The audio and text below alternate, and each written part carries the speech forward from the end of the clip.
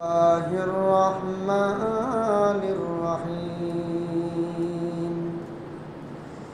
إن الله يأمر بالعدل والإحسان وإيتاء ذي القربى وينهى عن الفحشاء والمنكر ولذكر الله أكبر وقال رسول الله صلى الله عليه وسلم ألا كلكم راع وكلكم مسؤول عن رعيته أو كما قال عليه الصلاة والسلام اللهم صل على سيدنا ومولانا محمد وعلى آله وأصحابه وسلم اللهم صل على سيدنا ومولانا محمد وعلى آله وأصحابه وسلم আলহামদুলিল্লাহ আমরা আল্লাহ তাআলার পবিত্র দরবারে অসংখ্য অগণিত শুকর আদায় করছি এই জন্য যে মহান আল্লাহ জাল্লা জালালুহু আমাদেরকে অত্যন্ত দয়া করে আজকের জুমার দিনে জুমার নামাজ আদায় করার জন্য দুনিয়ার যাবতীয় ব্যস্ততা থেকে ফারেক করে আল্লাহর ঘর মসজিদে নিয়ে আসছেন। এজন্য আমরা সকলেই দিল থেকে কালিমাতুশ শুকুর আদায় করে আলহামদুলিল্লাহ। সম্মানিত মুসল্লিয়ানে কেরাম, আমি আপনাদের সামনে পবিত্র কোরআনুল কারীমের সূরা নাহালের 90 নম্বর আয়াতে কারিমা তেলাওয়াত করেছি। তেলাওয়াতকৃত আয়াতকে সামনে রেখে আপনাদের সামনে খুবই গুরুত্বপূর্ণ কিছু জরুরি কথা বলার চেষ্টা করব।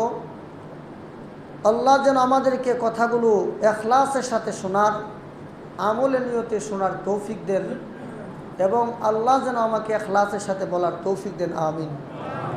সম্মানিত মুসল্লিয়ানে কেরাম, মানুষের স্রষ্টা হলেন আল্লাহ। শুধু মানুষ নয়, আল্লাহর সৃষ্টি জগতের যত কিছু আছে, আমরা যা কিছু দেখি আর না দেখি, সমস্ত মাখলুকাতের স্রষ্টা হলেন একমাত্র আল্লাহ। তো আল্লাহ আমাদের স্রষ্টা, আমরা কোন পথে জীবনযাপন করলে আমরা দুনিয়া এবং আখিরাতের সাফল্য অর্জন করতে পারব, সেই বিষয়টা সবচেয়ে বেশি আল্লাহ জানেন। মানুষের সুখ শান্তি, উন্নতি, অগ্রগতি, প্রগতি যাই বলেন, কোন পথে চললে আসবে, এটা কি মানুষ ভালো জানে না আল্লাহ ভালো জানে? আল্লাহ ভালো জানে। এই বিশ্বাসটুকু যার নাই তার ঈমানও নাই। আর যে ব্যক্তি মুমিন, সে একথা বিশ্বাস করবে যে আমার কোন পথে চললে শান্তি আর অশান্তি হবে, কোন পথে চললে আমার ক্ষতি হবে, কোন পথে চললে আমার লাভ হবে, এটা আমার আল্লাহ সবচেয়ে বেশি ভালো জানে। তাহলেই বোঝা গেল সেই লোকটা মুমিন। আর কেউ যদি বলে যে না, এখন আর মুহাম্মদ সাল্লাল্লাহু আলাইহি সাল্লামের যুগের যে আইন কানুন ১,৫০০ বৎসর আগের, এগুলো সেকেলে যুগের আইন, এগুলো বর্তমান আধুনিক বিশ্বে এগুলো চলে না। বর্তমান আধুনিক বাংলাদেশ, এরপরে আবার কি গেল, কি বাংলাদেশ না গেল, আর ডিজিটাল বাংলাদেশ, এখন স্মার্ট বাংলাদেশ না, যে আধুনিক বাংলাদেশও চলে না, ডিজিটাল বাংলাদেশও চলে না, স্মার্ট বাংলাদেশও চলে না। কেউ যদি এই কথা বলেন, হে কি মুমিন থাকে না পুরাই বেঈমান হয়ে যান? তাইলে আল্লাহ যেমন চিরঞ্জীব, তিনি সবসময় ছিলেন, আছেন, থাকবেন। আল্লাহর আইনও ছিল, আছে, থাকবে।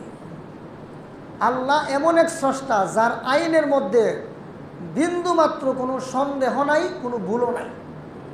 আল্লাহ যে আইন করেন, আল্লাহ যে বিধান দেন, এটা দুনিয়ারও ফায়দা হয় আমাদের জন্য, আর পরকালে নাজাতের ব্যবস্থা হয়। এজন্য আমাদের ব্যক্তি জীবন, পারিবারিক জীবন, সামাজিক জীবন, রাষ্ট্রীয় জীবন, আন্তর্জাতিক জীবনেও দুনিয়ার কোনো মানুষের মানব রচিত কোনো আইন, মানব রচিত কোনো কিছু যদি আমরা গ্রহণ না করে জীবনের প্রতিটা ক্ষেত্রে যদি আল্লাহর আইনকে আমরা প্রাধান্য দেই, তাহলেই আমরা সর্বমহলে সর্বক্ষেত্রে শান্তি পাব। আজকে সারাটা পৃথিবী অশান্তির দাবানলে দগ্ধ হয়ে যাচ্ছে।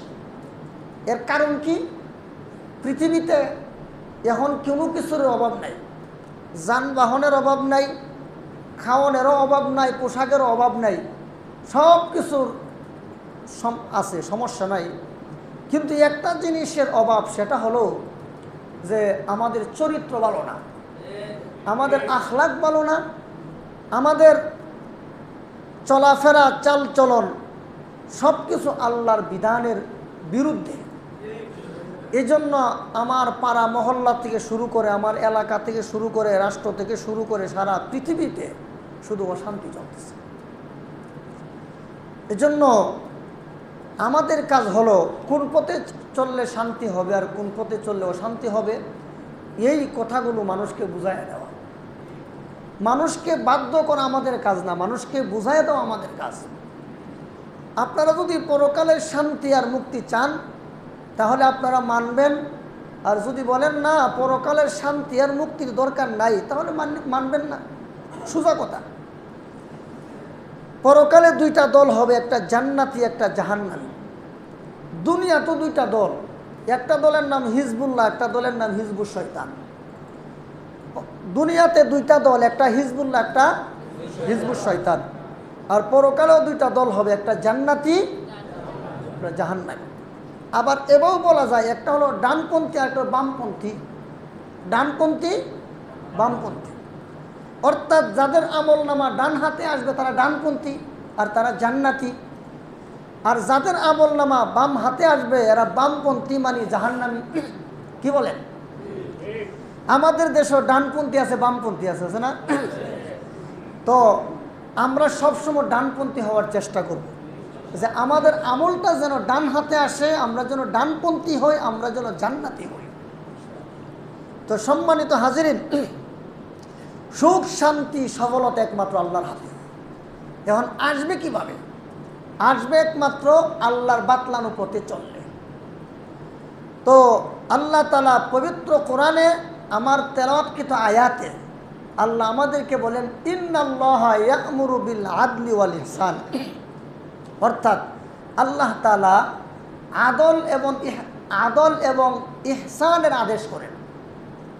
আল্লাহ আদল এবং ইহসানের আদেশ করেন। আদল কাকে বলে? এই প্রশ্নের জবাবে মুফাসসিরিনে কেরাম তাফসীরের কিতাবে লেখেন, আদল শব্দের সাদামাটা অর্থ হলো, আপনাদেরকে বোঝানোর মতো করে যদি বলি তাহলে এভাবে বলতে হয়, আদল শব্দের অর্থ হলো যার কাছে যার পাওনা আছে পাওনা পরিশোধ করো। এ আদল কি বলা হয়? ইনসাফ। আদলকে বলা হয় ইনসাফ। ইনসাফ প্রতিষ্ঠা হবে কখন? যখন প্রত্যেকেই যার যার কাছে পাওনা আছে, যার এই পাওনা পরিশোধ করে দিলেই ইনসাফ প্রতিষ্ঠা হয়ে যাবে।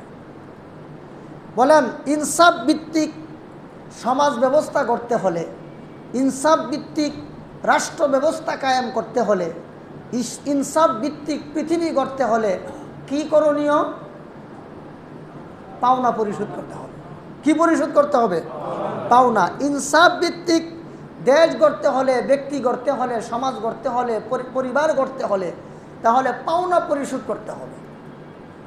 এজন্য আপনারা কথাগুলো নেগেটিভ নেবেন না, এইগুলো নিজের আমল সংশোধন করে জাহান্নাম থেকে বাঁচার চেষ্টা করবেন। আমরা যদি ব্যক্তি জীবনে, পারিবারিক জীবনে, রাষ্ট্রীয় জীবনে, সামাজিক জীবনে, আমি যদি দাম্পত্য জীবনেও বলেন, আমি যদি সর্বহালতে যদি সুখী হতে চাই তাহলে কি করতে হবে? পাওনা পরিশোধ করতে হবে। কি বলেন? পাওনা কি আমাদের কারো কাছে কি কারো পাওনা নাই? আমাদের প্রত্যেকের কাছে প্রত্যেকের পাওনা আছে। একেবারে টপ টু বটম সবার কাছে সবার পাওনা আছে। এখন যদি বলেন যে হুজুর আমার তো কেউ নাই, দুনিয়াতে কেউ নাই আমার, তাহলে আপনার 3.5 বডির কাছে আপনার পাওনা আছে। জন্য সর্বপ্রথম কার কাছে কার কি পাওনা, এই বয়ান অতীত করছি আপনাদেরকে, একটু যদি খেয়াল করেন আপনাদের মনে পড়বে যে সর্বপ্রথম বন্দার কাছে আল্লাহর পাওনা আছে, আল্লাহর কাছে বন্দার পাওনা আছে, নবীর কাছে উম্মতের পাওনা আছে, উম্মতের কাছে নবীর পাওনা আছে। কেউ যদি মা বাবা হয়ে থাকে তার কাছে সন্তানের পাওনা আছে, সন্তানের কাছে মা বাবার পাওনা আছে। কেউ যদি স্বামী হয়ে থাকে তার কাছে স্ত্রীর পাওনা আছে, কেউ যদি স্ত্রী হয়ে থাকে তার কাছে স্বামীর পাওনা আছে। উস্তাদের কাছে ছাত্রের পাওনা আছে, ছাত্রের কাছে উস্তাদের পাওনা আছে। কেউ যদি পীর হয়ে থাকে তার কাছে মুরিদের পাওনা আছে, কেউ যদি মুরিদ হয়ে থাকে তার কাছে পীরের পাওনা আছে। কেউ যদি রাষ্ট্রপ্রধান হয়ে থাকে তার কাছে জনগণের পাওনা আছে, কেউ যদি জনগণ হয়ে থাকে তার কাছে রাষ্ট্রপ্রধান রাষ্ট্রের পাওনা আছে। এইভাবে প্রত্যেকটা জায়গায় একজন আরেকজনের কাছে পাওনা আছে। পাওনা যতদিন পর্যন্ত পরিশোধ হবে না ততদিন পর্যন্ত সারা দুনিয়া ব্যাপী যদি মানববন্ধন করা হয়, সারা দুনিয়া ব্যাপী যদি মিছিল মিটিং করা হয়, আন্দোলন করা হয়, তথাপিও দুনিয়াতে শান্তি নেমে আসবে না। আজকে সারা পৃথিবীতে পাওনা পরিশোধ না করার কারণেই এত অশান্তি। আজকে মা বাবা এবং সন্তানের মধ্যে অশান্তি বিরাজ করছে। কেন? সন্তান মা বাবার পাওনা দেয় না, মা বাবা সন্তানের পাওনা দেয় না। আজকে স্বামী আর স্ত্রীর মধ্যে ঝগড়া অশান্তি কেন? একজন আরেকজনের পাওনা দেয় না। আজকে জনগণ আর সরকার মুখোমুখি কেন? এক দল আরেক দলের পাওনা দেয় না। আজকে পৃথিবীর এক রাষ্ট্র আরেক রাষ্ট্রের মুখোমুখি কেন? এক দল আরেক দলের পাওনা দেয় না। এজন্য আমরা পাওনা দেই না, আবার কার কাছে কি পাওনা আছে জানারও চেষ্টা করি না, বুঝারও চেষ্টা করি না।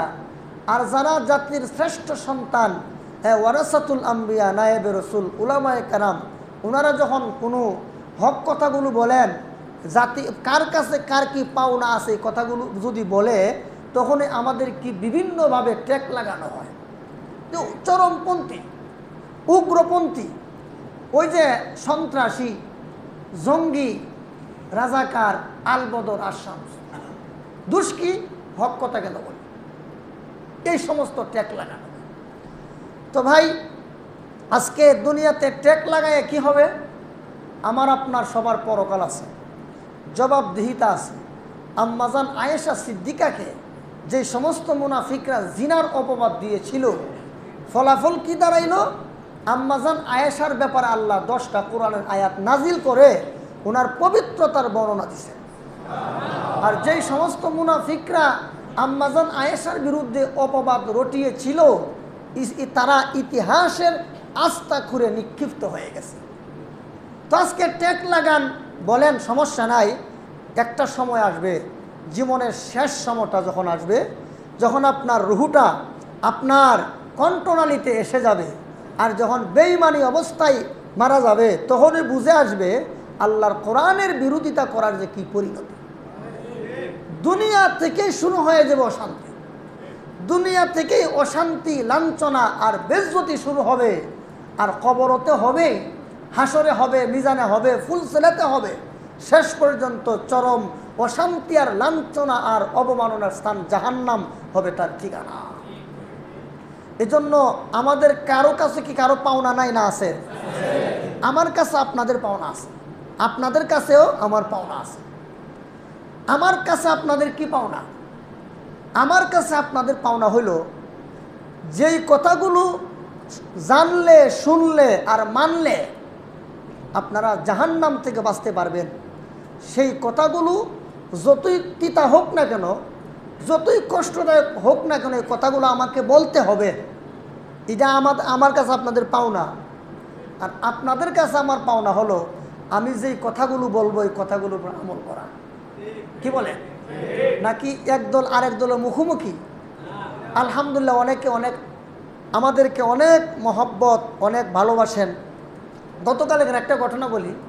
তা আমি রিক্সা দিয়ে আসতেছি, একটু রাস্তার মধ্যে একটু জ্যাম আছে, তো এক হুন্ডাওয়ালা রিক্সার পিছন দিকটা খুব হরন দিতেছে। তো হরন দিছে কয়েকটা, পরে সে যখন একটু সাইড পাইল, পরে সামনে দিয়ে গেল, পরে পরে আবার আমারে দেখছে, দেখার পরে ভাবলো যে হারি সর্বনা, আমি যে হুজুর রে এতগুলো হরেন দিলাম, এরপরে হুন্ডাটা একটু থামায়া আমার একটু সালাম দিয়ে গেল। তাহলে এইটা হলো একটা আদব, এটা হলো একটা আদব, মহব্বত, ভালোবাসা, যে আমি যে এতগুলো হরন দিলাম হয়তো উনি কষ্ট পাইছে। এটা তো রাস্তাঘাটে এমন হয়, কিন্তু ওনার দায়িত্ব উনি কী করলো, আদায় করলো, যে না একটা সালাম দিয়ে একটা হাসি, একটা ভালো একটা আচরণ দেখায় যায়। এজন্য সবার কাছে সবার পাওনা, এই পাওনাগুলো যদি পরিশোধ না করেন, দুনিয়াতে জিন্দিগি তো কোনোদিন আর শান্তি ফিরে আসবে না। এজন্য কার কাছে কার কি পাওনা, আর পাওনার পরিমাণ কতটুকু সেটাও জানা দরকার। আপনার কাছে আমার পাওনা, আমার কাছে আপনার পাওনা, পাওনারও একটা সীমা রেখা আছে। সীমা অতিক্রম করলে আর শান্তি থাকবে না, তখন আবার অশান্তি শুরু হবে। সম্মানিত হাজরিন, এজন্য বলেছিলাম যে সর্বপ্রথম বন্দার কাছে আল্লাহর পাওনা। আমি আগেও বলছি, এখনও বলতেছি, সারা জীবন মনে রাখবেন, বন্দার কাছে আল্লাহর পাওনা কয়টা? দুইটা। আবার জোরে বলেন, দুইটা। সারা জীবন মনে রাখবেন। এক নম্বর হলো আল্লাহকে লা শরীক মানতে হবে। আল্লাহকে লা শরীক মানতে হবে। আল্লাহর গুণের সাথে, আল্লাহর সত্তার সাথে দুনিয়ার কোনো দুর্গাকে, দুনিয়ার কোনো দরগাকে শরীক করা যাবে না। কেউ আল্লাহর সাথে দুর্গাকে শরীক করে, আবার কেউ আল্লাহর সাথে দরগারে শরীক করে। কি বলেন, করে না? এজন্য দুর্গা অথবা দরগা কাউকে আল্লাহর জাত এবং সিফতের সাথে শরীক করা যাবে না। অনেকে আল্লাহ বিশ্বাস করে কিন্তু তকদির বিশ্বাস করে না। গতকালকে দেখলাম, গতকালকে তো না, আর আগের দিন মনে হয়, একজন বড় সংসদ সদস্য আমাদের দেশের, এটা আমি বলেই ফেলি, আমাদের সংসদ সদস্য, আমাদের আসনের সংসদ সদস্য, যিনি সারা দেশে খুব পরিচিত মুখ, মন্ত্রীও মনে এত পরিচিত না, উনি যত পরিচিত। তো উনি এত বড় আইনজীবী, এত বড় শিক্ষিত একটা মেম্বার অফ পার্লামেন্ট, অনেক অনেক মানে তার অনেক সুনাম, সুখ্যাতি, অনেক মর্যাদা, অনেক ব্যক্তি। কিন্তু একটা কথা মনে রাখবেন, মেম্বার অফ পার্লামেন্ট হলেই দিন এক জিনিস, আর প্রকৃত মুমিন মুসলমান হওয়া আরেক জিনিস। আইনজীবী হওয়া, ডক্টর হওয়া, ব্যারিস্টার হওয়া এক জিনিস, আর আল্লাহর প্রকৃত গুলাম হওয়া আরেক জিনিস। তার বাস্তব প্রমাণ দিচ্ছি আপনাদেরকে। উনি দাঁড়ায় বলে যে আমার শ্বশুর মারা গেছে, আজকে যদি একটা আইসিইউর ব্যবস্থা আমাদের জেলা শহরে থাকতো, তাহলে হয়তো ওনারে বাঁচানোর একটু সুযোগ পাইতাম। এগুলো মুখস্থ কথা তো বলি না, এগুলো রেকর্ড আছে। আজকে যদি একটা আইসিইউর ব্যবস্থা থাকতো, তাইলে হয়তো ওনারে বাঁচানো সম্ভব হইতো। আচ্ছা বলেন, আল্লাহ যখন কাউকে মরণ দেয়, তখন কি আইসিইউ বাঁচাইতে পারে? কত সুস্থ মানুষ নিয়ে হঠাৎ মরে যায়, আবার কত বিছনায় পড়ে আছে, কত মারাত্মক ধরনের রোগী, সেও অনেক দিন বেঁচে থাকে। জোরে কোন ঠিক কিনা? আল্লাহ বলেন, ওয়ালিকুল্লি উম্মাতিন আজাল ফাইযা জাআ আজালুহুম লা ইস্তাখিরুনা সাআতাও ওয়া লা ইস্তাকদিমুন। আল্লাহ তাআলা বলেন, লিকুল্লি উম্মাতিন আজাল, প্রত্যেক প্রাণীর জন্য নির্দিষ্ট একটা সময় আছে। এই সময়টা যখন ফুরিয়ে যাবে, আল্লাহ তাআলা বলেন, ফাইযা জাআ আজালুহুম লা ইস্তাখিরুনা সাআতাও ওয়া লা ইস্তাকদিমুন। ফাইযা জাআ আজালুহুম, তার সময়টা যখন ফুরিয়ে যাবে,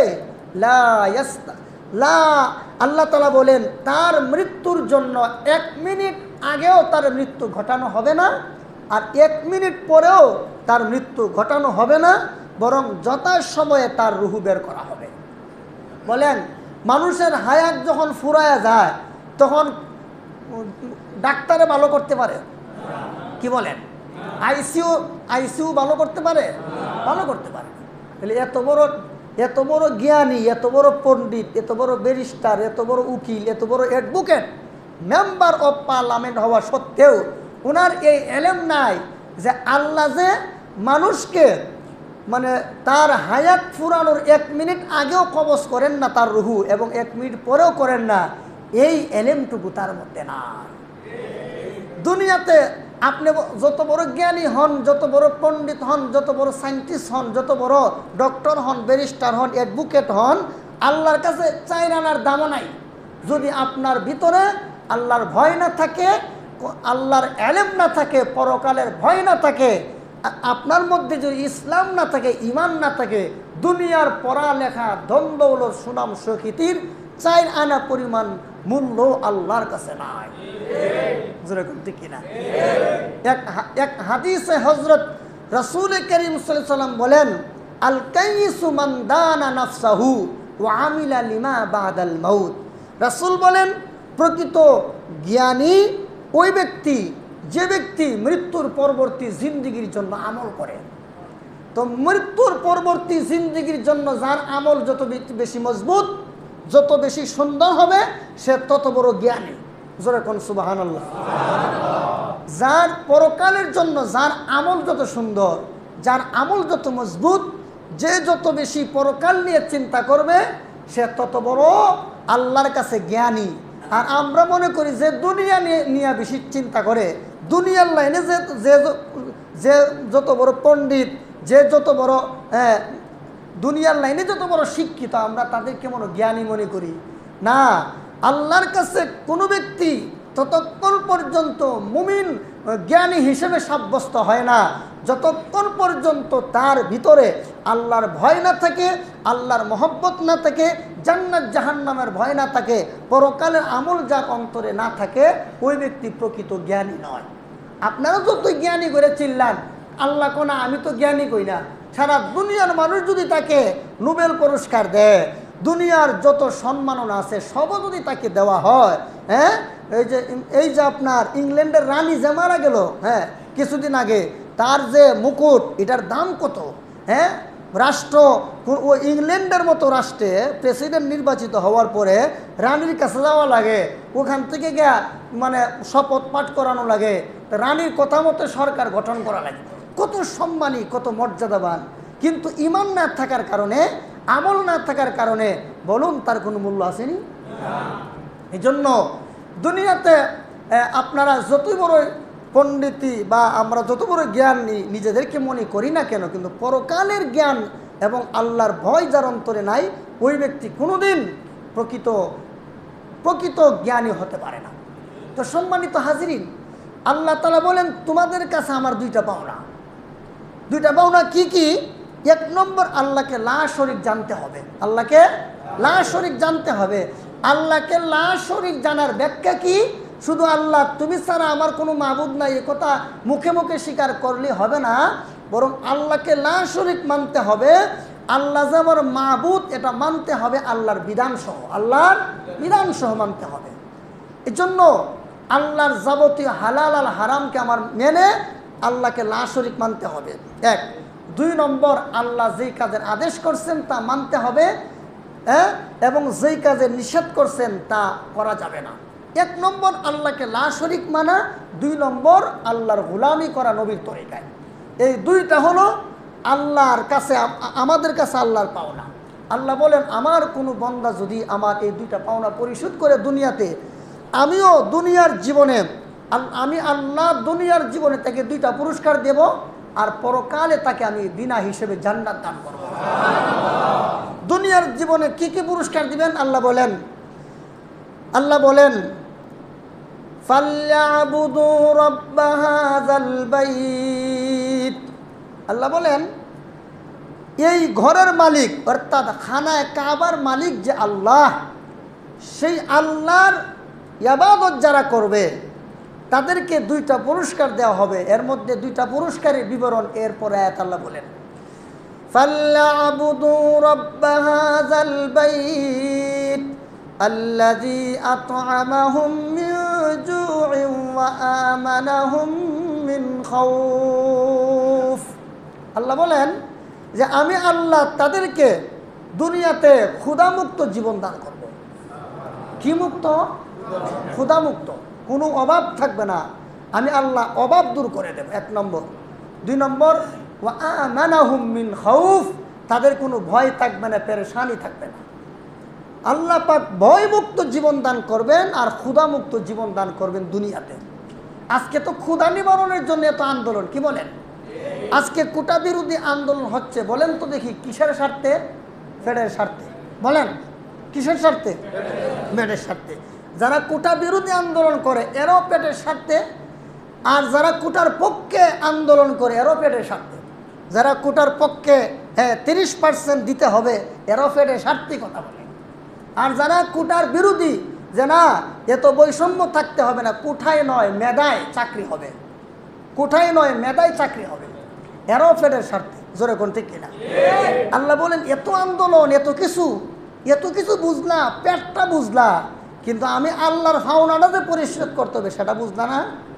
আল্লাহ বলেন আল্লাযী আত'আমাহুম মিন জু'ইন ওয়া আমানাহুম মিন খাউফ। তোমাদেরকে 2 পুরস্কার দেওয়া হবে, একটা হলো যে ক্ষুধামুক্ত জীবন, আরেকটা হলো ভয় মুক্ত জীবন তোমাদেরকে দেওয়া হবে। আল্লাহ আরেক আয়াতে আল্লাহ বলেন ওয়ালাউ আন্না আহলাল কুরা আমানু ওয়াত্তাকাউ লাফাতাহনা আলাইহিম বারাকাতিম মিনাস সামাই ওয়াল আরদ। আল্লাহ তাআলা বলেন ওয়ালাউ আন্না আহলাল কুরা আমানু ওয়াত্তাকাউ, যদি জনপদের অধিবাসীরা যদি এরা যদি ঈমান আনে আর যদি আমি আল্লাহকে ভয় করে, তাহলে কি পুরস্কার তাহলে কি পুরস্কার দেওয়া হবে? আল্লাহ বলে বারাকাতিম মিনাস সামাই ওয়াল আরদ, আসমান আর জমিনের যত বরকতের দরওয়াজা আছে সব বরকতের দরওয়াজা আমি আল্লাহ খুলে দেব। তাহলে দুনিয়াতে শান্তিতে থাকার জন্য, ক্ষুধামুক্ত জীবন লাভ করার জন্য আমাদেরকে অবশ্যই আল্লাহর পাওনা পরিশোধ করতে হবে। আল্লাহর পাওনা হলো 2টা, একটা হলো আল্লাহকে লা শরীক জানতে হবে, 2 নম্বর হলো আল্লাহর হুকুম মানতে হবে। বলেন পাওনা কয়টা? আল্লাহকে লা শরীক জানতে হবে, আল্লাহর হুকুম মানতে হবে। সারা জীবন ভর মনে রাখবেন, সারা দুনিয়ার সমস্ত মানুষের কাছে, মুসলমান হোক অমুসলমান হোক, ইহুদি হোক খ্রিস্টান হোক, দুনিয়ার মূর্তি পূজারী বলেন যে কোনো পূজারী বলেন, সমস্ত মানুষের কাছে আল্লাহর এই 2টা পাওনা আছে। আল্লাহ বলেন 2টা পাওনা পরিশোধ করবা, তাহলে দুনিয়াতে পাইবা 2টা পুরস্কার। আর পরকালে কি হবে? আল্লাহ বলেন ইন্নাল্লাযীনা আমানু ওয়া আমিলুস সালিহাতি কানাত লাহুম জান্নাতুল ফিরদাউসি নুজুলা। আল্লাহ বলেন যারা দুনিয়াতে বেজাল শিরক মুক্ত ঈমানের অধিকারী হবে আর বেদাত মুক্ত আমলের অধিকারী হবে, আমি আল্লাহ তাদেরকে কানাত লাহুম জান্নাতুল ফিরদাউসি নুজুলা, আমি আল্লাহ তাদেরকে জান্নাতুল ফিরদাউসের মেহমান বানাবো। এখন এই কথাগুলো সারা জীবন মনে রাখবেন।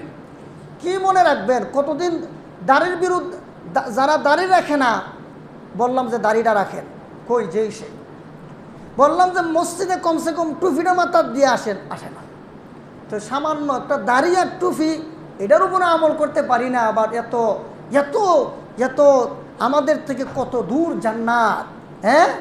এই সাধারণ একটা বাংলাদেশের এই 56,000 বর্গ মাইলের একটা দেশ আমরা পাওয়ার জন্য 30 লক্ষ শহীদ তার জীবনটা দেয়া দিছে। কি বলেন?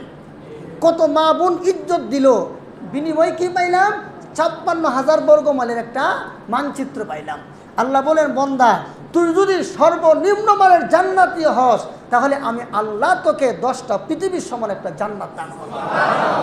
তাহলে বাংলাদেশের মতো একটা ভূখণ্ড পাওয়ার জন্য যদি 30 লক্ষ মানুষ শাহাদত বরণ করে নিজের জীবনকে বিলীন করে দিতে পারে, তাহলে যেই জান্নাত হবে সর্বনিম্ন 10টা দুনিয়ার সমান একটা জান্নাত, সেই জান্নাতটা পাওয়ার জন্য কি পরিমাণ মেহনত করা দরকার। এরপর তো দাড়িবিহীনরা দাড়ি রাখেন না, টুপিবিহীনরা টুপি পরেন না, তারপরে যারা কথাবার্তায় কর্কশ ভাষা মানুষের অসৎ ব্যবহার করেন, আপনারা জান্নাতে যাবেন কিভাবে?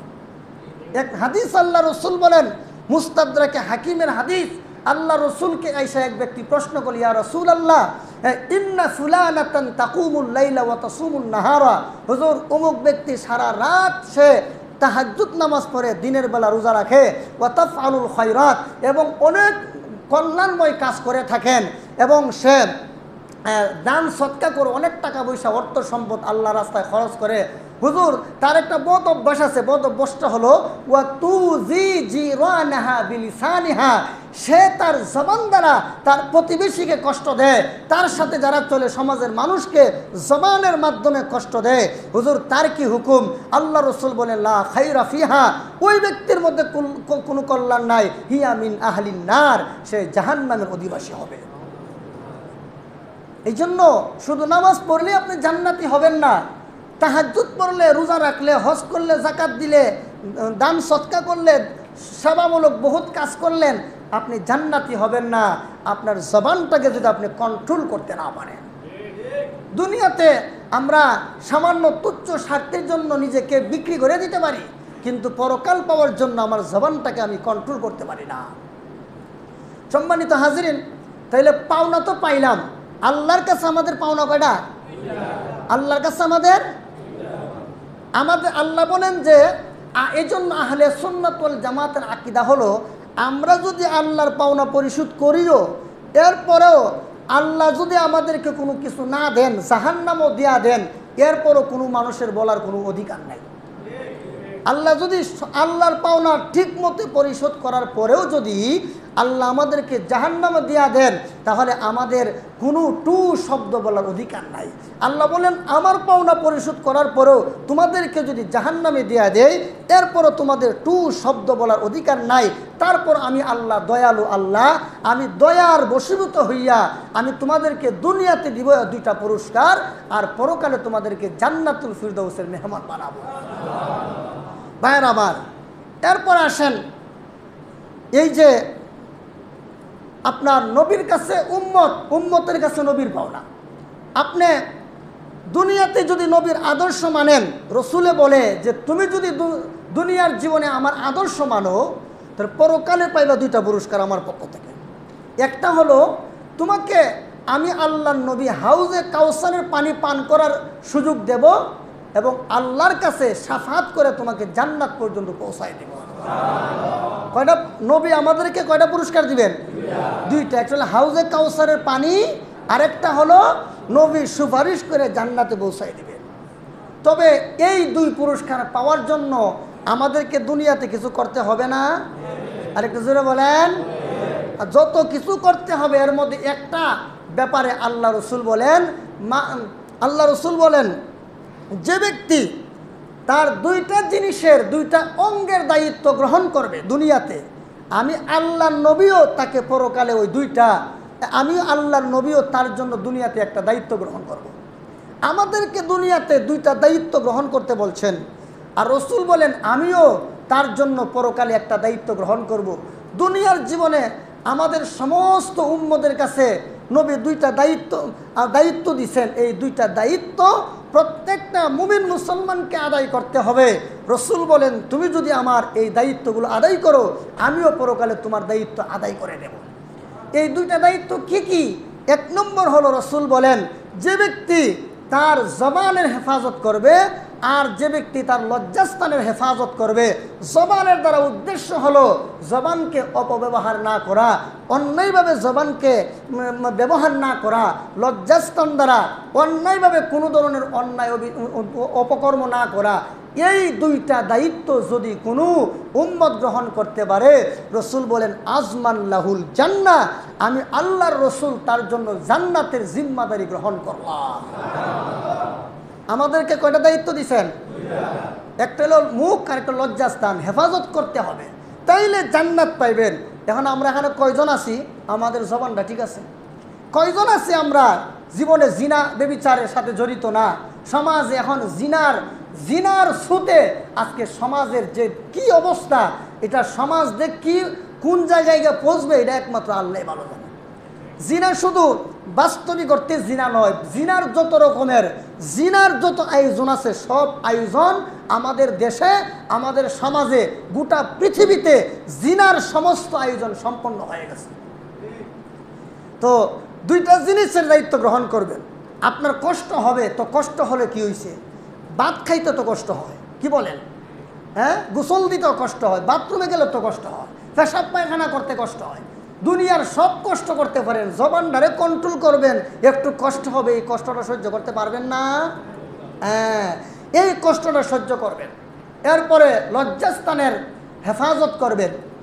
সমস্ত মানুষ যারা অবিবাহিত আছে তাদের জন্য, তারা যদি কোনো গুনাহের কাজে জড়িয়ে পড়ার আশঙ্কা থাকে, তাদের উচিত তারা যেন রোজা রেখে তার নফসকে দমন করে রাখে আর জান্নাত পাওয়ার আশায় থাকে। এই দুইটা দায়িত্ব আমাদেরকে আল্লাহ রসুল গ্রহণ করতে বলছেন। রাসূলও বলছেন আমি তাদেরকে জান্নাত পর্যন্ত পৌঁছায় দেব। তাহলে আমাদের কাছে নবীর পাওনা আছে, নবীর কাছেও কি আমাদের পাওনা আছে? আমাদের কাছে নবীর পাওনা হলো নবীর তরিকা পালন করতে হবে, আর নবীর কাছে আমাদের পাওনা হলো রসুল আমাদেরকে হাউজে কাউসারে পানি পান করাবেন, শাফাআত করবেন, জান্নাতে পৌঁছায় দিবেন। তাই আল্লাহর কাছে বন্দার পাওনা, বন্দার কাছে আল্লাহর পাওনা, নবীর কাছে উম্মতের পাওনা, উম্মতের কাছে নবীর পাওনা, সরকারের কাছে জনগণের পাওনা, জনগণের কাছে সরকারের পাওনা, নাকি নাই? কি বলেন? কেউ যদি রাষ্ট্রপ্রধান হয়ে থাকে তার কাছে দেশের জনগণের পাওনা, আর কেউ যদি জনগণ হয়ে থাকে তার কাছে রাষ্ট্রের পাওনা। আমি এই দেশের নাগরিক, আমার দ্বারা যেন আমার দেশের কোনো সম্পদ নষ্ট না হয়, আমার দ্বারা যেন, আমি এই দেশের নাগরিক, আমি যদি কিছু করতে চাই, উন্নতি করতে চাই, আমার দেশে করব, আমার দেশের টাকা আমি বাইরে পাচার করব না। এটা হলো জনগণের কাছে রাষ্ট্রের পাওনা।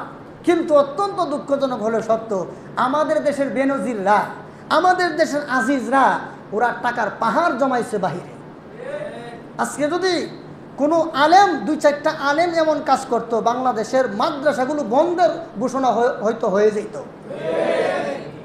অথচ তাদেরকে যেখানে আছে তাদেরকে ইন্টারপোলের মাধ্যমে আইনা, আরও যে একটা ড্রাইভার আছিল, হ্যাঁ নাকি হাজার হাজার কোটি টাকার মালিক, প্রধানমন্ত্রীর পিএস নাকি পিউন, হ্যাঁ নাকি 400 কোটি টাকার মালিক। এই যে দেশের সম্পদ আজকে লুটপাট করে তারা দেশের মানুষের ওপর কত কত লাঞ্ছনা, কত কত কষ্টকর অবস্থা চাপায় দিছে। আজকে আমাদের দ্রব্যমূল্য থেকে সব কিছুর দাম বেশি। কেন? এই চোরের গোষ্ঠী যদি আমাদের দেশের সম্পদগুলো চুরি না করত, আর দেশের অর্থনৈতিক এই রকমের বৈষম্য না থাকতো, তাহলে মানুষ কষ্টে থাকতো না। আজকে আমাদের এই স্বাধীনতার মহান মুক্তিযুদ্ধের স্বাধীনতার মহান স্থপতি শেখ মুজিবুর রহমান সাহেব বলছিলেন একটা ভাষণে যে আমারে সব চুর দিয়া গেছে আমার দেশে, আর সব ভালো ভালো জিনিস সব হেরা লয়ে গেছে, আর সব চুরগুলো দেয়া গেছে আমারে। জোরে কোন ঠিক কিনা? উনি বিদেশ থেকে ভিক্ষা করে, হ্যাঁ, দেশের মধ্যে অনেক কিছু আনতো, আর এই ভিক্ষার জিনিস চুরেরা চুরি করে দিত। উনার বক্তব্য দেখবেন এখনো মিডিয়াতে বাসে। জোরে কোন ঠিক কিনা? তাইলে আমি দেশের নাগরিক, আমার দেশের অর্থ আমার দেশে থাকবে। আজকে যদি আমার দেশের প্রত্যেকটা নাগরিক যদি তার রাষ্ট্রের দায়িত্ব পালন করত, তাহলে এমন হইতো না। আমাদের দেশের পরে কিন্তু সিঙ্গাপুর, এই মালয়েশিয়া থেকে স্বাধীনতা লাভ করছে। আজকে সিঙ্গাপুর কোথায় আর আমরা কোথায়? আমরা দুর্নীতিতে চ্যাম্পিয়ন হই, আমরা চোরদের মধ্যে শ্রেষ্ঠ হই। কেন? আমাদের মধ্যে চুরির অভ্যাস আছে। আরে ভাই, বড় পর্যায় থেকে ছোট পর্যন্ত সব জায়গার মধ্যে দুর্নীতি আর সব ধরনের জালিয়াতি আর ভণ্ডামি সব জায়গার মধ্যে করব। আপনি দোকানের মধ্যে একজন লাগছেন যে তুমি আমার দোকানে বেচা কিনা করো, 6 মাসে দোকানদারের একদম দেউলিয়া বানায় জায়গা। জোরে এখন ঠিক কিনা? তো পরে আপনি যাবেন কই? আপনি নিচের দিকে তাকান। ভাইয়ার আমার, শুধু তা না, বাংলাদেশে এই রকমের দুর্নীতি হয় কেন? এর একমাত্র কারণ হলো তার মধ্যে আল্লাহর ভয় নাই। তার মধ্যে কি নাই? আল্লাহর ভয় নাই। আরে কোটা বিরোধী আন্দোলন হচ্ছে, এই সেই। আমাদের ইসলাম বলে যে যোগ্য সে চাকরি পাবে, আর যার মধ্যে আল্লাহর ভয় আছে সে চাকরি পাবে। যোগ্য হলেও চাকরি পাবে না যদি আল্লাহর ভয় না থাকে। জোরে কোন ঠিক কিনা? যারা টাকা পয়সা পাচার করে দেশের বাইরে, এরা কি যোগ্যতা কম? কি বলেন? যোগ্যতা কম নাকি? সব আছে, কিন্তু একটা জিনিস নাই, সেটা আল্লাহর ভয় নাই। আল্লাহর ভয় যদি মানুষের অন্তরে না থাকে, যতই যোগ্য হোক না কেন, যতই মেধাই থাকুক না কেন, এদের দ্বারা একটা শান্তিময় দেশ, একটা উন্নত দেশ গড়া সম্ভব হবে না। এজন্য দেশের মানুষের অন্তরে ভয় ঢুকায় দেওয়ার দায়িত্ব সরকারের। দেশের প্রত্যেকটা মানুষকে জাহান্নাম থেকে বাঁচানোর ফিকির করা সরকারের। যেই দেশের সরকার তার জনগণকে জাহান্নাম থেকে বাঁচানোর ফিকির করবে, জনগণের অন্তরে আল্লাহর ভয় ঢুকায় দেওয়ার চেষ্টা করবে, ওই দেশে কোনোদিন তার দেশের জনগণ কোনোদিন দুর্নীতি করবে না। হযরত উমর রাদিয়াল্লাহু আনহু তিনি শুনলেন, রাত্রেবেলা এক জায়গায় গিয়ে শুনলেন এক মহিলা তার মেয়েকে বলতেছে দুধের মধ্যে পানি মিশায় দাও। তখন ওই মহিলার মেয়ে বলতেছে, আম্মা দুধের মধ্যে যদি পানি মিশায় দেয় তাহলে তো উমর জানতে পারলে বিচার হবে। তখন ওই মহিলা বলে, আরে বেটি, দুধের মধ্যে পানি মিশাই দিলে উমরে জানবো কই? উমর কি এখানে এসে বসে রয়েছে? তখন মেয়েটা বললো, আম্মা যদি উমর না দেখে, কিন্তু উমরের খুদা আমাদের খুদা, সারা সমস্ত জাহানের খুদা মহান আল্লাহ, তিনি তো দেখতেছেন, তার কাছে কি জবাব দিবা? এই কথা যখন হযরত উমর রাদিয়াল্লাহু আনহু মানে ঘরের বাইরে থেকে শুনলেন, তখন চিন্তা করলেন যে সর্বনাশ, যেই মেয়ের ভিতরে এত ভয় আছে, এই মেয়েটা তো সাধারণ কোনো মেয়ে নাই। তখন হযরত উমর রাদিয়াল্লাহু আনহু একটা দুধ বিক্রেতার মেয়েকে ওনার ছেলেরে দিয়ে বিয়ে করে আনলেন, আর মনে মনে ভাবলেন, এমন ভয় যেই মেয়ের অন্তরে আছে, সেই মেয়ের দ্বারা আমার ছেলের ঘরটা, আমার ছেলের দাম্পত্য জীবনটা সুখী হবে, সুতরাং এমন মেয়েই দরকার। তাহলে কি বলেন? আজকে আপনারা বলবেন এক কথা, যারা আন্দোলন করতেছে এরা এক কথা বলে, যারা বিরুদ্ধে আন্দোলনকারীদের এরা এক কথা বলে, কিন্তু আমি ইসলামের পক্ষে, আল্লাহর কোরআন নবীর সুন্নতের পক্ষে যেটা বলবো সেটা হলো, দুনিয়াতে কোনোদিন ততদিন পর্যন্ত শান্তি শৃঙ্খলা ফিরে আনতে পারবেন না যদি আমাদের অন্তরে আল্লাহর ভয় না থাকে। মেধার মাধ্যমে চাকরি হবে, পাশাপাশি আল্লাহর ভয় থাকতে হবে, তার ভিতরে আল্লাহর ভয় আছে কিনা দেখতে হবে। শুধু মেধা থাকলে হবে না, আল্লাহর ভয় আছে কিনা সেটাও থাকতে হবে। মেধা থাকলে কি হবে? বড় বড় মেধাবীরা আল্লাহর বিরুদ্ধে যুদ্ধ করছে না? ফেরাউন আল্লাহর বিরুদ্ধে যুদ্ধ করছে না? ফেরাউন, কারুন, হামান, সাদ্দাত, আবু জাহাল, আবু লাহাব, উতবা, সাহেবা, বড় বড় মস্তকওয়ালারা, যারা সমাজ নিয়ে চিন্তা করত, যারা অনেক কিছু নিয়ে চিন্তা করত, এরাই আল্লাহর বিরুদ্ধে বেশি ষড়যন্ত্র করেছে। সুতরাং শুধু মেধা থাকলে হবে না, মেধার পাশাপাশি আল্লাহর ভয় থাকতে হবে। যেমনভাবে বড় আলেম হলে চলে না, ওই আলেম, সে যত বড় আলেম তার অন্তরে তত বেশি আল্লাহর ভয় থাকতে হবে। ঠিক তেমনিভাবে যে যত বড় দায়িত্বশীল তার অন্তরে তত বেশি আল্লাহর ভয় থাকতে হবে। সম্মানিত হাজিরিন, আর আন্দোলন পক্ষ এবং বিপক্ষে যারা আছে, কেউ যদি কোনো মানুষ হত্যা করে, আল্লাহ বলেন, মান কাতালা নাফসান বিগাইরি নাফসিন ফাকাআন্নামা কাতালান নাস জামিআ। আল্লাহ তাআলা বলেন, কেউ যদি কোনো মানুষ হত্যা করে, তাহলে একটা মানুষ হত্যা করা যেই পাপ, সারা পৃথিবীর সমস্ত মানুষ হত্যা করা একই অপরাধ। একটা মানুষ আপনি হত্যা করলেন, তার প্রাণ দিতে পারবেন না। হ্যাঁ, এই যে আমাদের দেশের হত্যাযজ্ঞ চলছে, আজকে যদি এই হত্যাগুলো বেশি না, এই হত্যা তো পরে মাদ্রাসার কোনো ছাত্র যদি কেউ একটা নাক মুখ ফাটাইলে তো ঘুষি দিয়া, তাহলে জঙ্গি তকমা দিয়া 14 গোষ্ঠী উদ্ধার করে ছাড়তো, সেরকম ঠিক কিনা? কিন্তু আজকে মাদ্রাসার ছাত্রদের সম্পৃক্ততা নাই, এজন্য দেশে এত কিছু হচ্ছে দেখবেন। এই জন্য ওই রকমের কোনো অপবাদ নাই। শুধু দাড়িওয়ালা টুপিওয়ালারা যদি নামতো তাহলে দেখতেন কি অবস্থা হতো।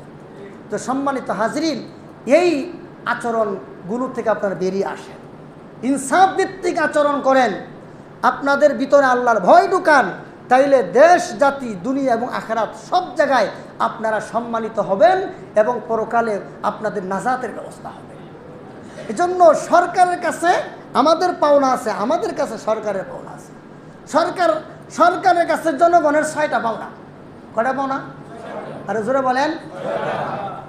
গণবেন, আমি বলবো, আপনারা হাত দিয়ে গণবেন। খাদ্য, বস্ত্র, স্বাস্থ্য, শিক্ষা, বাসস্থান, নেই বিচার। কয়টা হইল? খাদ্য, তোমার দেশের যেই নাগরিকের ঘরে খাওয়ার নাই, তার ঘরে খাবার পৌঁছায় দাও। একটা নাগরিক যদি অনাহারে থাকে, তোমার রাষ্ট্রপ্রধান হলে আমি আল্লাহর কাছে বাঁচতে পারবা না। কিন্তু আমাদের দেশের সরকারের পক্ষ থেকে তো একটা বাজেট হয় না? কিন্তু আস্তে আস্তে নিচের দিকে আইতে আইতে যার ঘরে বস্তা 2 বস্তা চাউল আছে হের ঘরে আরেক বস্তা যায়, আর যার ঘরে কোনো খাবার নাই হের কোনো খবরও নাই। এমন আছে কিনা বলে? করোনার সময় দুর্নীতিবাজরা, হারামখোররা, জালিয়াতিকারীরা খাটের নিচে তেল পাওয়া গেছে হ্যাঁ, মানুষ না খায় মরে, আরে হেরার খাটের নিচে তেল, পানির নিচে তেল, পানির নিচে, তারপরে টাকাও পাওয়া গেছে পানির মধ্যে। এই হলো দুর্নীতির একটা জ্বলন্ত প্রমাণ। এইগুলো কোনো আলেম করে নাই।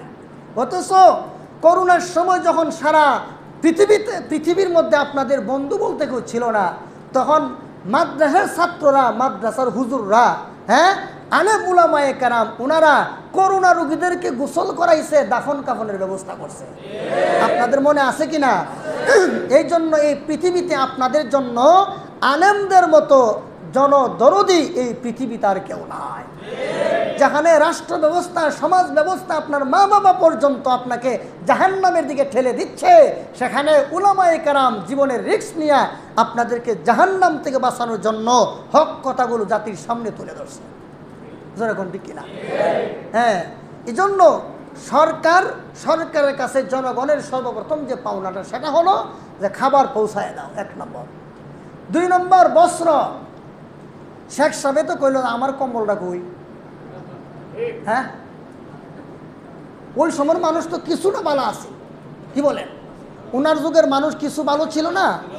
এখন অন্য চুরি ডাকাতি আরো বাড়ছে। জোরে কোনটি কিনা? তাইলে যার শরীরে কাপড় নাই, যার কোনো বস্ত্র নাই, বস্ত্রহীনদেরকে বস্ত্রের ব্যবস্থা করা, 2 নম্বর। 3 নম্বর খাদ্য, বস্ত্র, স্বাস্থ্য। আমরা দেশের ইসলাম বলে একদম প্রধানমন্ত্রী আর রাষ্ট্রপতি থেকে শুরু করে নিয়ে একজন মেতর পর্যন্ত সবাই রাষ্ট্রের সমানভাবে চিকিৎসা পাওয়া সবার দায়িত্ব। আমি একজন সাধারণ মানুষ, আমি যেই মানের আমি চিকিৎসা পাবো, রাষ্ট্রপ্রধানও সেই মানের চিকিৎসা পাবে। এটাই ইসলাম, এটাকে বলে কি ইসলাম। কিন্তু আমরা দেশে যারা কিছু একটু টাকা পয়সা বা একটু ভালো পজিশনে আছে, ওনারা পাত দিলেও সিঙ্গাপুর গিয়ে দেয়। ওখানে দিত না, আমার এটার মধ্যে দুর্গন্ধ বেশি না কম, পরীক্ষা করার জন্য জায়গা সিঙ্গাপুর, থাইল্যান্ড। জোরে কোন ঠিক কিনা? তুমি তোমার বায়ুর মধ্যে একটু দুর্গন্ধ হইলে তুমি যদি সিঙ্গাপুর যাও, তোমার দেশের সাধারণ মানুষ ক্যান্সারে আক্রান্ত হইয়া মারা যাইতেছে, তার চিকিৎসা করবে কে? এজন্য স্বাস্থ্য, প্রত্যেকটা নাগরিকের স্বাস্থ্য সুনিশ্চিত করা, এটা সরকারের কাছে জনগণের 3 নম্বর পাওনা। সরকার তো জেলায় জেলায়, থানায় থানায় হাসপাতাল করছে না? সরকারে দোষ দিবেন কেন? সরকারে তো করছে। সরকারে কি স্বাস্থ্য বিভাগের জন্য অনেক বরাদ্দ দেয় না? কি বলেন? বরাদ্দ দেয়। কিন্তু আমাদের দেশের কিছু শিক্ষিত চোরেরা, এরা এই সরকারি প্রতিষ্ঠানগুলোকে কসাইখানা বানায় রাখছে। এরা এমনভাবে মানুষকে মানুষই মনে করে না। আপনি জান না যে সমস্ত সরকারি হাসপাতাল আছে, জান না, গিয়া দেন কুদ্দুর বালা আচরণ পার আর কুদ্দুর চিকিৎসাটা পান। কে? সরকারে হেগুরে বেতন দেয় না? সরকারে তাদেরকে বেতন দিচ্ছে, এদেরকে সব ধরনের ওষুধ দিতেছে। এরপরে এটা বাইক থেকে লইয়া তো সরকারে দিছে, তো এটা কই? সরকারে যে দিল এটা কই? কি করছ? এজন্য স্বাস্থ্য প্রত্যেকটা নাগরিকের পাওনা সরকারের কাছে। কিন্তু সরকার দিলেও আমরা পাই না কেন? কারণ স্বাস্থ্য বিভাগের সাথে যারা সম্পৃক্ত, এদের অন্তরে আল্লাহর ভয় নাই, এদের অন্তরে আল্লাহর ভয় নাই। এরপরে কি? বাসস্থান। আমরা দেশে যারা ভূমিহীন, যারা ঘরহীন, তাদেরকে ঘরের ব্যবস্থা করে দেওয়া। এখন সরকার ঘরের ব্যবস্থা করে দিল, এক দলে কয় কি ঘর বানাই দিল, ভাঙ্গা শেষ। আরেক হ্যাঁ আবার কয় সাবল দিয়ে ভাড়াইয়া ঘর ভাঙ্গা ফলাইছে। এই হলো আমাদের রাজনীতি। এগুলো ইসলাম না ভাই। তো সরকারের কাছে 4 নম্বরে পাওনাটা হলো যে গৃহহীন যারা, তাদের ঘরের ব্যবস্থা করা। 5 নম্বর হলো, কটা গেল? খাদ্য, বস্ত্র, স্বাস্থ্য, বাসস্থান। শিক্ষা রয়েছে, শিক্ষা ব্যবস্থাকে শিক্ষিত করে তোলা প্রত্যেকটা নাগরিক সরকার কাছে পাওনা। কিন্তু সর্বপ্রথম পাওনাটা হলো যে শিক্ষার মধ্যে যদি মুসলিম হয়ে থাকে, মুসলমানদেরকে জাহান্নাম থেকে বাঁচানোর জন্য যা যা দরকার তা করতে হবে। কিন্তু দুঃখজনক হলে সত্য, আমরা কি এখন সরকারি প্রতিষ্ঠানগুলোতে জাহান্নাম থেকে বাঁচানো কোনো শিক্ষা আছে? আর জোরে বলেন। এইগুলো করে কারা? ইহুদি খ্রিস্টান কর্তৃক মস্তক ধুলাইকৃত মস্তকের অধিকারী কিছু নাস্তিক আর মুরতাদের মাধ্যমে।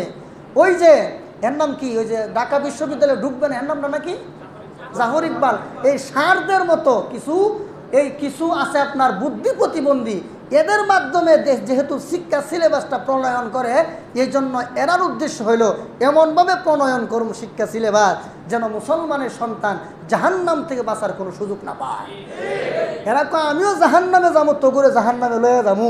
এর জন্য হাকিমুল উম্মত মুজাদ্দিদে মিল্লত হজরত আল্লামা আশরাফ আলী থানভী রহমাতুল্লাহ আলাইহি একটা ঘটনা লেখছেন। ঘটনাটা হইল এক এলাকার মধ্যে মারামারি। তো মারামারি হয়ে অনেক মানুষ আহত নিহত হয়ে শেষ। তো অনেক নিহত মানুষের মধ্যে একটা মানুষ জীবিত, আর ওই লাশের স্তূপের মাঝখান দিয়া একটা সুস্থ মানুষ যাচ্ছিল। সুস্থ মানুষটাকে ওই আহত ব্যক্তি ডেকে বলল, ভাই আমার এই বিপদ থেকে উদ্ধার করো। তখন সে গেল তাকে উদ্ধার করার জন্য। যেই মাত্র কাছে গেছে তলোয়ার দিয়ে আঘাত করে তাকেও একটা হাত কেটে ফেলল। তখন সুস্থ ব্যক্তিটা বলল যে তোমারে সাহায্য করার জন্য আসছিলাম, তুমি আমার এই ক্ষতিটা করলা। দেখো এখন হাজারো লাশের মধ্যে আমি একজন আহত মানুষ, তা আমি একা একা কেমনে থাকবো? এর জন্য তোমার হাত কাটটা তোমার আমার সাথে সাথী বানাইলাম, সঙ্গী বানাইলাম। হে যেমন আহত আরেকটারে তার সঙ্গী বানাইলো, ঠিক তেমনিভাবে জাফর ইকবাল সারের মতো যে সমস্ত বুদ্ধি প্রতিবন্ধী আছে, শাহরিয়ার কবিরের মতো বুদ্ধি প্রতিবন্ধী যারা আছে, এরা নিজেরাও জাহান্নামী। এরা চায় না যে মুসলমানের সন্তান জাহান্নাম থেকে বেঁচে যাক, জান্নাতে যাক। এই জন্য এই সমস্ত জাহান্নামীরা এদের সাথে মুসলমানের সন্তানদেরকে জাহান্নামে পাঠাইতে চায়। আপনারা আমার প্রতি রাগ হইতে পারেন, খুশি হইতে পারেন, কিছু আসে যায় না। যারা হক সেটা বললাম। আল্লাহুম্মা আরিনাল হাক্কা হাক্কাও ওয়ারযুকনা ইত্তিবাআ ওয়া আরিনাল বাতিলা বাতিলাও ওয়ারযুকনা ইজতিনাবা। এই দোয়া করি সব সময়, আল্লাহ যেন হকের পথে রাখেন, হকের পথে যেন আল্লাহ অবিচল রাখেন, আর হকের পথেই যেন মরতে পারে। সম্মানিত হাজিরিন, তাইলে শিক্ষা প্রত্যেকটা নাগরিকের পাওনা। তবে সবার আগে এমন শিক্ষা ব্যবস্থা প্রণয়ন করতে হবে যেন মানুষগুলো মানুষের বাচ্চা হিসেবে দুনিয়াতে বেঁচে থাকতে পারে, আর জাহান্নাম থেকে যেন মুক্তির ব্যবস্থা যেন শিক্ষা থেকে পেতে পারে, সেই ব্যবস্থা সরকারকে করে দিতে হবে। করা গেল। 6 নম্বর হলো ন্যায় বিচার। ন্যায় বিচার দুই ধরনের। এক ধরনের ন্যায় বিচার হলো দেশের জনগণ যদি কেউ কারো প্রতি অবিচার করে, তাহলে যে ব্যক্তি মাজলুম, যার উপর অবিচার করা হয়েছে, তাকে ন্যায় বিচারের ব্যবস্থা করা। আরেকটা হলো বহিরাগত শক্তি যদি দেশকে নিয়ে যাইতে চায়, দেশের স্বাধীনতার উপর যদি আক্রমণ করে, মানচিত্রের উপর যদি আক্রমণ করে, তখন সেনাবাহিনীর মাধ্যমে দেশকে রক্ষা করা সরকারের কাছে জনগণের 6 নম্বর পাওনা। যেমনভাবে ন্যায় বিচার, একজন যদি জুলুম করে আরেকজনের উপর, সেই মাজলুমের পক্ষে সরকারকে কাজ করতে হবে। এবং দেশ রক্ষার জন্য দেশের ভৌগোলিক সীমা রেখা যদি কোনো ভিনদেশী সন্ত্রাসীরা ভৌগোলিক সীমারেখা যদি হামলা করে, তখন দেশের ভৌগোলিক সীমারেখা রক্ষা করার জন্য সেনাবাহিনীর মাধ্যমে দেশকে রক্ষা করতে হবে। এটা হলো সরকারের কাছে জনগণের 6 নম্বর পাওনা। জনগণ ঠিক কিনা? এই জন্য আমার দেশের সীমান্তে যেন কোনো লোক কেউ না মারতে পারে, এটাও জনগণের কাছে সরকারের পাওনা। পররাষ্ট্রনীতি খুব শক্তিশালী করতে হবে। আমার দেশের একটা পাখিও যেন ভিনদেশী সন্ত্রাসীরা গুলি করে না মারতে পারে। সম্মানিত হাজিরিন, ন্যায় বিচার। কিন্তু আমার দেশে অবস্থাটা হইল একদল আরেক দলরে ফাঁসাইয়া সাক্ষী টাক্ষী রেডি কইরা আদালত থেকে নির্দোষ ব্যক্তির বিরুদ্ধে রায় আনে। তখন সাক্ষী বিভিন্ন দলিল প্রমাণের মাধ্যমে অনেক সময় নির্দোষ ব্যক্তিও দোষী সাব্যস্ত হয় কি না? আল্লাহর নবীর হাদিস শুনেন, আপনি যদি কাউকে দোষী সাব্যস্ত করার জন্য আদালত থেকে মিথ্যা সার্টিফিকেট আনেন, আর এর মাধ্যমে নির্দোষ ব্যক্তিকে আদালত জেলখানায় বন্দি করেন, আল্লাহ রসুল বলেন, তুমি আদালত থেকে মিথ্যা সার্টিফিকেট আনছো তাকে ফাঁসানোর জন্য, তুমি মূলত মিথ্যা সার্টিফিকেট আনো নাই, তুমি জাহান্নামের টিকিট ক্রয় করে আনছো। কি ক্রয় করে আনছো? জাহান্নামের টিকিট ক্রয় করে আনছো। সুতরাং যারা নির্দোষ ব্যক্তিকে ফাঁসানোর জন্য আদালত থেকে যারা মিথ্যা সার্টিফিকেট বানায় আনে, এরা প্রকৃতপক্ষে মিথ্যা সার্টিফিকেট আনলো না, এরা জাহান্নামের টিকিট আদালত থেকে ক্রয় করে নিয়ে আসলো। এজন্য ভাই, ইসলাম মানবেন, কোরআন মানবেন, খুলাফায়ে রাশিদিনের আদর্শ অনুসরণ করবেন, শান্তি পাবেন। ইসলাম মানবেন না, খুলাফায়ে রাশিদিনের আদর্শ মানবেন না, কিয়ামতের আগে যত আইন করেন না কেন এই দেশে শান্তি পাবেন না। এজন্য আমাদের সবার কাছে সবার পাওনা আসেনি? আছে। বড়দের কাছে ছোটদের পাওনা আছে, আসেনি? বড় হইলেই যে আপনি পোলাপান্তের ধমকাইবেন, লাইতেবেন, উষ্ঠাইবেন না। একটা ছেলে মানুষ আসছে মসজিদে, সে টুপি ছাড়াই নামাজ পড়তেছে, প্যান্ট পরে নামাজ পড়তেছে, আপনি তাকে ধমকাইতে পারেন, কি নামাজ পড়ো তুমি? এই ছেলেটা তো এই বয়সে আসছে, আপনি ওই বয়সে কইছিলেন, চিন্তা করেন, জোরে কোনটি কিনা? এই জন্য বড়রা ছোটদেরকে আদর করবেন, আর ছোটরা কোনো অবস্থাতেই বড়দের সাথে বেয়াদবি করতে পারবে না। তাহলে রাসূল বলেন সে আমার উম্মতের অন্তর্ভুক্ত নয়। তো ইনশাল্লাহ আমরা যে কথাগুলো আসলে এই শান্তি শৃঙ্খলা বজায় রাখার জন্য যতগুলো কথা বলা দরকার ছিল, আমি আসলে 5 ভাগের 1 ভাগও বলতে পারি, বহু কথা রয়ে গেছে। সেইগুলোই তো আল্লাহ যদি বাঁচান ভবিষ্যতে ইনশাল্লাহ আমরা আলোচনা করব। আর দেশের শান্তি শৃঙ্খলার জন্য আমাদের সবচেয়ে যেটা বেশি দরকার, আমরা কেউ দুর্নীতি করব না, দুর্নীতিকে সমর্থন করব না, আমাদের অন্তরে আল্লাহর ভয় থাকতে হবে। সম্মানিত হাজিরিন, আপনারা বলতে পারেন যে হুজুর দেশে এত কিছু হচ্ছে না হচ্ছে, এটা আপনারা বালা বোঝেন, আমার মুখ দিয়ে বাইর করেন না। আমার অনেকে খুশায়, আমার মুখ দিয়ে বাইর করাই তো চায়। আমার যুদ্ধর বলার দরকার ছিল কোরআন সুন্নাহর আলোকে, এইটুকু বলছি। আরও যদি কিছু শোনার আশা করেন তাহলে আপনার মতলব বালা না। কথা বুঝে আসছে? আমার যতটুকু বলা দরকার ছিল ততটুকু বললাম, যেটা কোরআন এবং হাদিসের আলোকে বলা দরকার সেটা বললাম। আল্লাহ আমাদেরকে তৌফিক দান করুন, আমিন। সুবহানা রাব্বিকা রাব্বিল ইজ্জাতি আম্মা ইয়াসিফুন ওয়া সালামুন আলাল মুরসালিন ওয়ালহামদুলিল্লাহি রাব্বিল আলামিন।